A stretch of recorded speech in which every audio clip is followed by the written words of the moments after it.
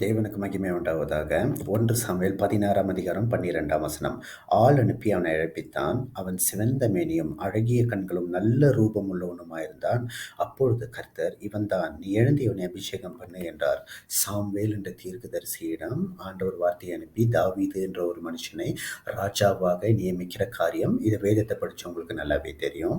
இதுக்கு முந்தின வசனம் என்ன சொல்லுதுன்னா, மனுஷனோ முகத்தை பார்க்கிறான், தேவனோ இருதயத்தை பார்க்கிறார்னு.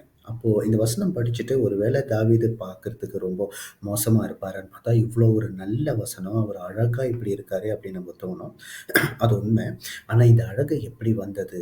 ராஜாவுடைய ஒரு ஒரு ஒரு குவாலிஃபிகேஷன் அப்படின்றது நம்ம என்னன்னா உடல் அழகுல பார்ப்போம். ஆனா தாவீது குறிச்சதான அந்த வர்ணனை உங்களுக்கும் எனக்கும் பெற முடியுமான்னு பெற முடியும். ஆவிக்குரிய அர்த்தத்தை சொல்றேன், கேட்டுக்குங்க.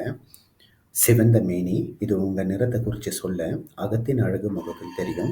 இயேசுவின் இரத்தத்தினால் கழுவப்பட்ட நீங்கள் உங்க முகத்துல, உங்க வெளியரங்கமான வாழ்க்கையில பிரதிபலிக்கும் போது நீங்களும் சிவந்த மேனி உடையவர்.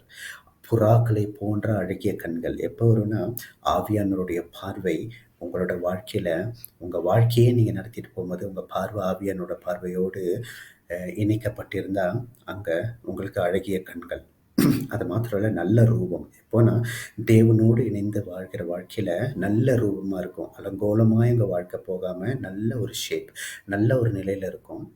அப்பொழுது இவன் தான், இவன் அபிஷேகம் பண்ணுன்னு தீர்க்கதரிசி, அதாவது ஒரு தேசத்துல பேசப்படுகிற தீர்க்கதரிசியும் உங்களை தேடி வரும்படி ஆண்டவர் செய்வார். ஏன்னா ஆண்டவருடைய சித்தம் அப்படி. இது மாத்திரம் இல்ல, ஆண்டவரோட அழைப்பு இருந்துச்சுன்னா ஆள் அனுப்பி கூட உங்களை வரவேற்பாரு. அதுதான் நம்முடைய தேவன்.